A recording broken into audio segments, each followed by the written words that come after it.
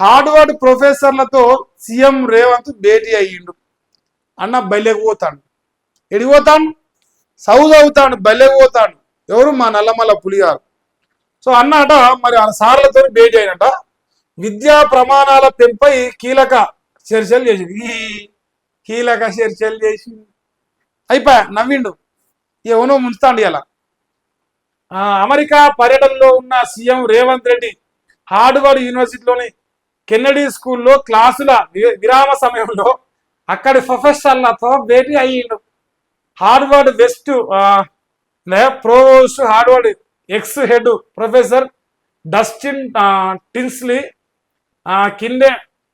కిన్నెడీ School dean professor Jeremy Weinsteins తో సమావేశమైన వీళ్ళ పేర్లు రేవంత్ రెడ్డి పలకమనే చూద్దాం. వీళ్ళ ముగ్గురుతో ఫోటోలు తీసింది కదా. ఇక్కడికి వచ్చినాక ఈ 3 పేర్లు ఇప్పుడు రాసిరు కదా, కాగితం చూడకుండా బట్టి ఆ ముగ్గురు పేర్లు, ఈ ముగ్గురిని నేను అమెరికాలో మా సార్లను కలిసిన అని వాళ్ళ పేర్లు చెప్పాలి చాలు అన్న తెలియకలోడే. విద్యా ప్రమాణాల పెంపుపై చర్చించారట. ఈ సందర్భంగా రాష్ట్ర గ్రామీణాభివృద్ధి కోసం రూపొందించిన తెలంగాణ రైజింగ్ విజన్ ను సీఎం వారి వివరించాము.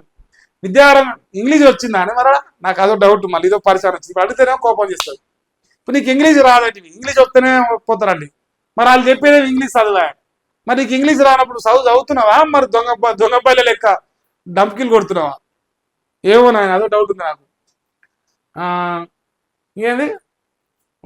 విద్యారంగంలో కలిసి పనిచేసేందుకు సహకరించాలని సీఎం కోరగా ప్రొఫెసర్లు సానుకూలంగా స్పందించారు. రేపు అందరు పట్టుకొస్తాడు. ఇది సానుకూలంగా స్పందించి అందరు పట్టుకొచ్చి ఇక్కడికి వచ్చి తెలంగాణలో వాళ్ళతో పరిపాలన చేస్తాడు. అదే మనం చెప్పదలుచుకుంది అన్న. ఇక రాష్ట్రంలో విద్యా ప్రమాణాలు పెంచడానికి అవసరమైన విద్యా విధానాలు, ప్రక్రియలపై ఈ భేటీలో ప్రధానంగా దృష్టి సాధించారు. అలాగే ఆధునిక నైపుణ్యాభివృద్ధి, ఆర్థిక వృద్ధిలో మానవ వనరుల వృద్ధి పాత్ర అంశాలపై సీఎం వారితో చర్చించండి. ఇప్పుడు అలా తుమ్మినా దగ్గినా పిత్తినా కూడా వార్త అవుతుంది. ఇప్పుడు రేవంత్ రెడ్డి అమెరికాలో రేవంత్ రెడ్డి అమెరికాలో తుమ్మిండ్రా, అది వార్త ఇప్పుడు మనకు కావాలి. రేవంత్ రెడ్డి దగ్గిండ్రా, అది వార్త కావాలి మనకి. ఇప్పుడు ఎట్లా తగ్గిండు? చిన్నగా తగ్గిండా, పెద్దగా తగ్గిండా, నవ్వుకుంటూ తగ్గిండా, ఏడ్చుకుంటూ తగ్గిండా? ఏమి రా ఎలుగు ఇది? ఎవరికి వెలుగు? ఎందుకోసం వెలుగురా నాయన ఈ పేపరు? మరి బచ్చన్న అన్న ఢిల్లీలో ఉండంగా అన్న ఆన్నే చదువుకోవాలి, కుర్చీ గుంజుకుందా అని చూస్తుండ్రా బచ్చన్న కుర్చీ గుంజుకుందా ఏం చేసిండు? ఆ శ్రీధర్ బాబుతోని, అటు పోతే ఉత్తమ్ కుమార్ రెడ్డితోని, ఇటు పోతే అట్లూరు లక్ష్మణ్తో నలుగురు పిలుచుకొని మీటింగ్ పెట్టుకుండు. అరే మన అందరం ఐకమత్యంగా ఉండాలి, కలిసి ఉంటే కలదుసుకోవన్నాడు. నీ తెల్లారి తలకే మళ్ళీ డెసిషన్స్ ఏం చేసిర్రా? నిన్ననేమో కలిసి ఉంటే కలదుసుకోన్నాడు, ఇప్పుడేమో మేమంతా ఉమ్మడి కుటుంబం, రేవంత్ రెడ్డి నేను కూడా కొట్టడం, నన్ను రేవంత్ రెడ్డి కూడా మేమందరం కలిసి దోసుకుంటాం, ఉమ్మడిగా కలిసి దోసుకుంటాం. మరి ఆ వార్త ఏదిగా? అది రాయాలి కదా. నిన్న మన సాయంత్రం చదివినాం కదా. మరి నిన్నమానంటే చేయలేదు, నిన్న స్పెషల్ న్యూస్ అని చేసిన. నిన్న నాకు అప్పుడే డౌట్ వచ్చింది, రేపు పొద్దుగాలి సన్నాసులు రాయరు, అందుకే నిన్న సాయంత్రం చేద్దామని నిన్న చేసిన. మరి పాపం మా బచ్చాన్ని స్కిప్ చేసారు. ఏడనన్నా మా బచ్చాన్ని ఉండదు చూడు. ఏం తక్కువనే అంటే అమెరికాలో తుమ్మితేనే వాడుతున్నా. ఇక ప్రభుత్వం పీఠాలు కదులుతున్నాయి, కిందంగా పీఠాలు కదులుతున్నాయి బచ్చి విక్రమార్క మీటింగ్తో. మరి ఆ జోలు రాయాలి కదా, రాయరు, దొంగలు కదా. సో అది ఒక ముచ్చట. ఇక తర్వాత మున్సిపాలిటీలట లోకల్ పొత్తులు నడుస్తున్నట. స్థానిక పరిస్థితులను బట్టి ఎక్కడికక్కడ నిర్ణయాలు తీసుకుంటారు. హైకమాండ్ స్థాయిలో పొత్తులపై తేల్చని ప్రధాన పార్టీలట. సో కొన్ని చోట్ల లెఫ్ట్ పార్టీతో కాంగ్రెస్ పొత్తు పెట్టుకుంటుంది, ఇంకొన్ని చోట్ల బీజేపీ, సిపిఎం, టీడీపీతో బీఆర్ఎస్ జట్టు కడుతుందట. నామినేషన్లు మొదలు కావడంతో అభ్యర్థుల ఎంపిక స్పీడప్ చేసిరట. అధికార పార్టీలో రంగంలోకి ఇన్ఛార్జ్ మంత్రులు దిగిరట. వచ్చే నెల 2న బీఫామ్లు ఇచ్చేందుకు కాంగ్రెస్ ఏర్పాట్లు చేస్తుందట. బీఆర్ఎస్, బీజేపీలో తుది దశకు అభ్యర్థుల ఎంపిక వచ్చిందట. అభ్యర్థులు ఎవరో తేల్చకపోవడంతో పెద్ద సంఖ్యలో నామినేషన్లు వేస్తున్న ఆశావాగులట. సో ఇప్పుడు ఈ ఎలక్షన్లలో పాపం ఒక్కొక్కరిని బాధ ఒక్కొక్క తీరు. మున్సిపాలిటీలో పైసలు ఉన్నోడు, పైసలు లేనోడు, పని చేసినోడు, పని చేయనోడు, పండుకున్నోడు, ఈ నిన్న మన మలిగాన్లక పక్కలేసినోడు ఇసవంతులు అందరు ఇప్పుడు పోరాటం అంటారు. మరి ఎవడు గెలుస్తాడో ఏమో అని.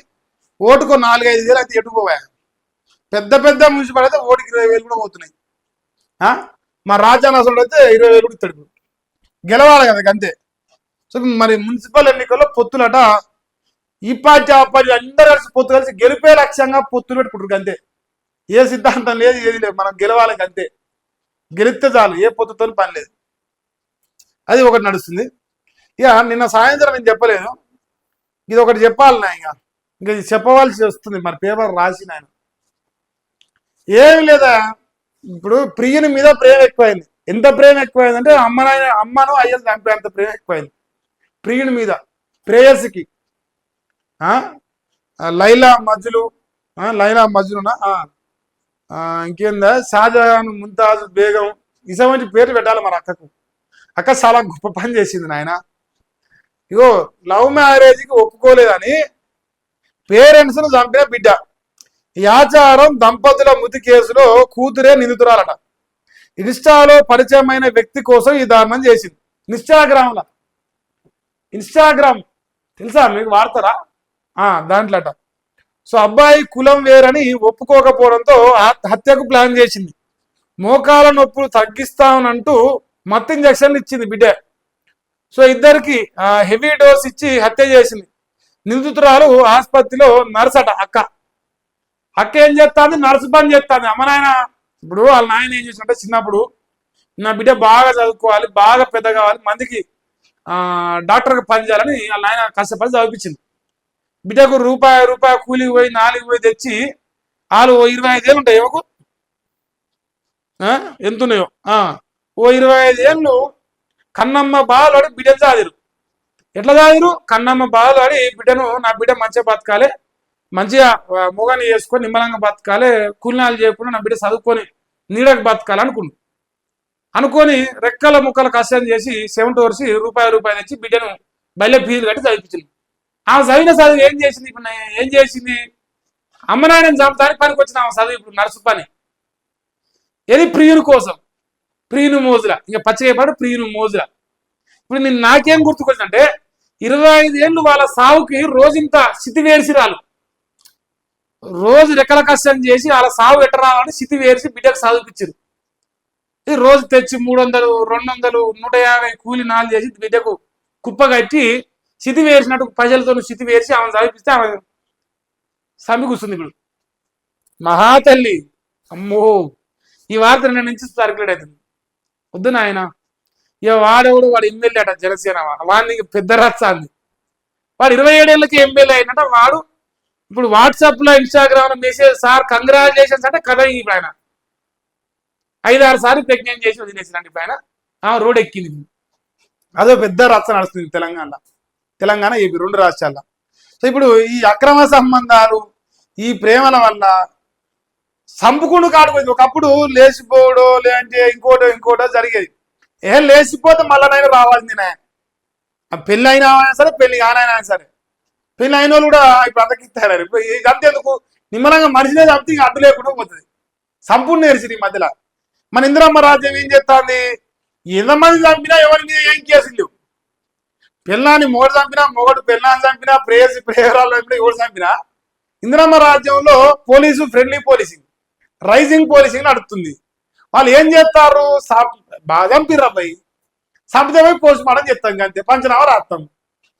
నీవేమన్నా ఆపుతామా? మానభంగాలు మర్డర్ చేస్తేనే మూసుకొని పడుతుంది. గిదే ఉంది. అక్రమ సంబంధాలు, ప్రేమ వ్యవహారాలు చేస్తారు. మనకేమన్నా పని? రేవంత్ రెడ్డికి ఎవరు డ్యామేజ్ చేస్తున్నారు దానిట కాపాడక, అదే మన పని. ల్యాండ్ ఆర్డర్ కంట్రోల్ చేసేది మనకెందుకు? సో అది మరి అక్క అయితే పుణ్యమైన బిడ్డ అనమాట. ఇటువంటి బిడ్డ మరి ఇంటికి 4 ఉంటే సంవత్సరాలకి ఏముండవు. అదొకటి. తర్వాత ఇంటర్ స్టూడెంట్ల కంట వెల్కమ్ కిట్ అట. సో కాలేజీ తెరిచిన రోజే బుక్స్, యూనిఫామ్స్, నోట్ బుక్స్ పేద విద్యార్థులపై ఆర్థిక భారం తగ్గిందని ఈ నిర్ణయం. వచ్చే ఏడాది ఫస్ట్ ఇయర్ లో 1.20 లక్షల అడ్మిషన్ 4 ఏళ్ళలో. ఇది కాదు ముచ్చట, ఇది కాదు. వీళ్ళకు నెక్స్ట్ టైం వీళ్ళకు ఓటు హక్కు వస్తుంది. ఇంటర్మీడియట్ చదివేట వాళ్ళకి ఇప్పుడు రేపు 3 ఏళ్లలో ఓటు హక్కు వస్తుంది. ఇప్పుడు వాళ్ళకి ఫ్రీ ఇవ్వాలన్నీ ఆ 3 ఏళ్ళ తర్వాత ఆ ఓట్లు అలాగే కావద్దు. ఏం తెలియదా రేవంత్ నీ కథలు. అబ్బో ఆర్థిక భారం మరి ఎగ్జామ్ ఫీజుల కాడ వస్తలేదు ఆర్థిక భారం ఈడనే వస్తుందా? వీళ్ళ ఒక్కరికి ఇంటర్ వాళ్ళకి మాత్రం వస్తుందా? 10th చదువుతానికి డిగ్రీ చదువుతానికి వస్తుందా? అందుకని మనకు ఓటు లేదు కదా ఇప్పుడు. అట్లా ఓటు ఉంటే పని అవుతుంది మనకు.